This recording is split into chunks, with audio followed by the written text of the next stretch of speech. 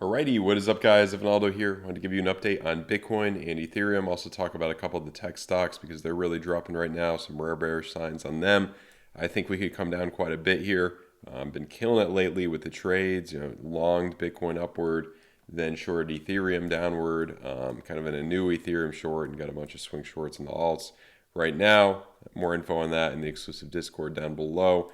But I would suggest waiting until November 1st to check that out because how Patreon works is you will be build again on the 1st. So the main thing right now, on Bitcoin that I've been looking at is we have these money flow crossovers, especially in the 8-hour, the 10-hour. I like, kind of how if you look at the 10-hour, this is kind of typical of what happens a lot in bear markets. Look, you come into the green here, and then you just come right back down. That's a 9% drop downward. So if we do come 9% down, you're looking at just going back into this general range, which it would be interesting. It's kind of like 2018, before the drop after the midterm elections in early November, where you just came back into that. And that would bring us, if it gets a little tight in there, a little boring, right until the elections, then maybe break out around that time. We'll see what happens. Also a huge place, see this spiral line pocket, that's a huge places area as well that you could stick around with, that price could stick to for a little bit. So we have that.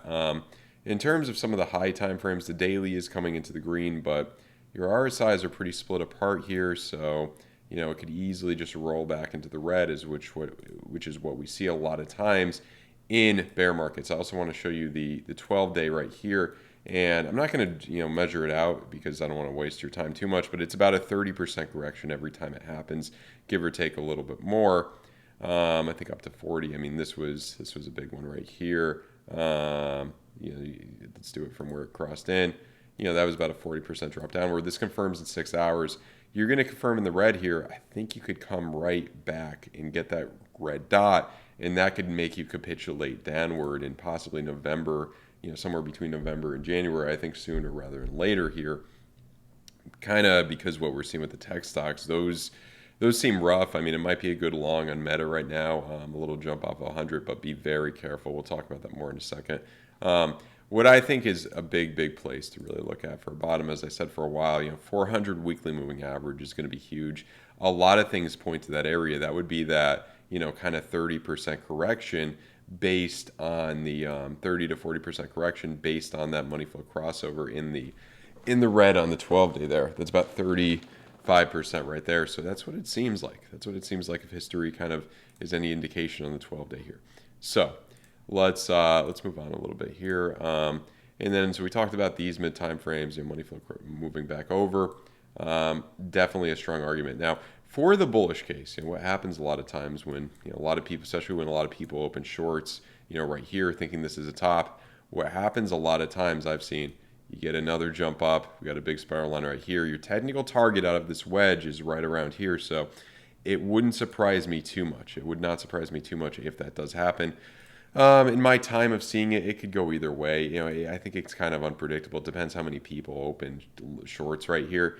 I don't know. Odds of it, I don't know. I mean, I got the Ethereum short in. I think because Bitcoin dominance has been more bullish, you probably have a better shot on Ethereum to try to do it. Bitcoin could have a little bit more jumps up because it seems more people are getting into Bitcoin because Bitcoin dominance keeps going up. So that's what you got to look at there.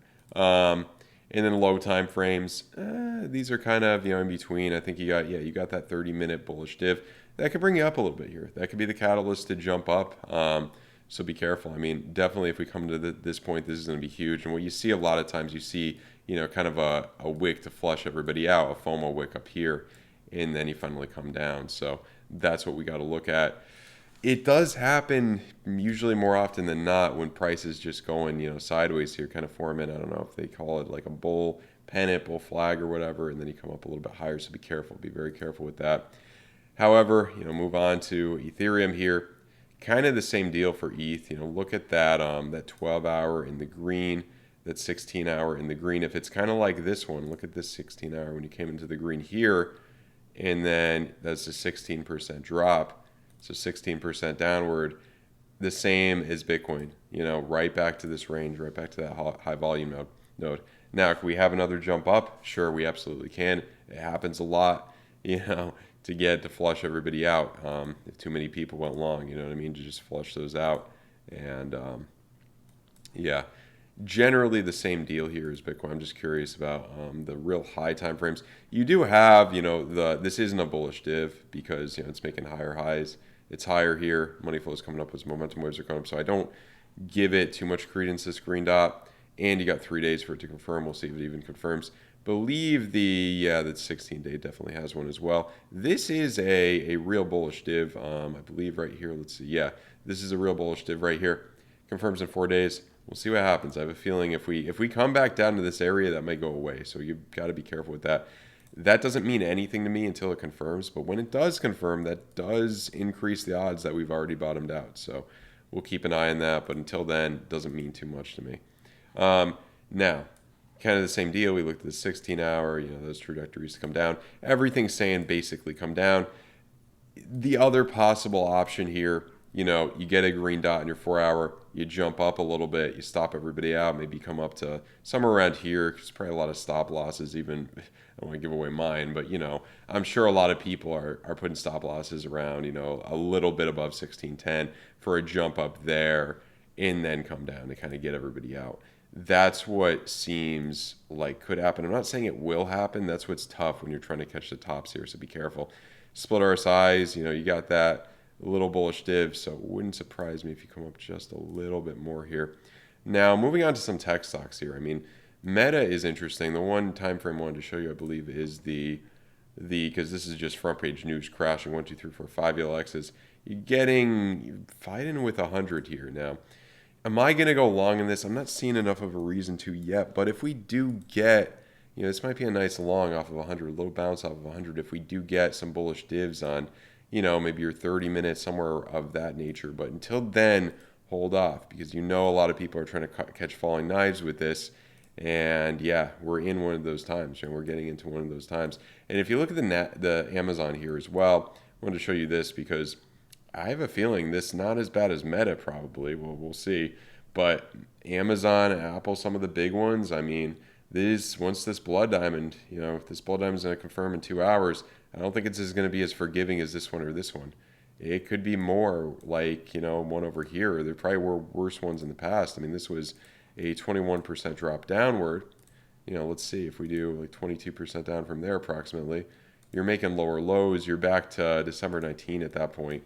I think a lot of these things are kind of halfway through. They're halfway through kind of this bear market. So if you repeat this general thing, you're coming down to, I'm not saying you could come down that low, but it's possible. I mean, probably you're looking more at like $80 range, maybe even lower. From there, another 30-40% down for a lot of these is absolutely doable. Kind of almost a repeat of what we saw so far. Maybe not as bad, but I think we're about halfway through this, this bear market. And the big thing that you could look at to really, kind of have the argument for that. So usually we see in bear markets on the weekly, see that green, kind of following that pattern. Could come up a little bit more here with this bullish div. I feel like as soon as this confirms, you're just going to kind of start to roll over. We'll see if they could keep it up for midterms. We'll see. But I really like on this to look at, the 12-day. And the 12-day for the past 2 recessions, you don't even want to think about getting in until you get into the red here. We're about halfway there, a little over halfway to the red. So, that would be a trajectory of mid to late next year, which is what I've been saying. Even, I know it was a long time ago, but 1970s, look, you're just coming out here. This was a high inflationary time into the red there. And then I believe the other one was World War II around there, high inflationary time. You don't even want to think about getting in until you're in the until you're in the red there. So, yeah, I mean, that's the thing to look at here. Doesn't look like we're that close yet. Definitely does not. And then, obviously I've been talking about silver a lot. Gold and silver, typically do bottom out about halfway through recessions. Hitting a major area for silver. I do like silver a lot. If it repeats like it did in the last 2 recessions, you're going to do very, very, very well with silver over the next few years. You're really going to, you're already about 20% ahead of the S&P 500 this year on silver. I think you're going to, if you're doing this the right way, doing this strategically, never financial advice, but I think there's a lot of money to be made here. This is a nice cup and handle kind of formation here. To get a technical target, I'm not the biggest traditional TA guy, but to get a technical target here, you're looking at, I don't even know where the breakout point is, but not to say that you're going up to $300. That would be insane. But I mean, even if you could get halfway there, highest ever was 48.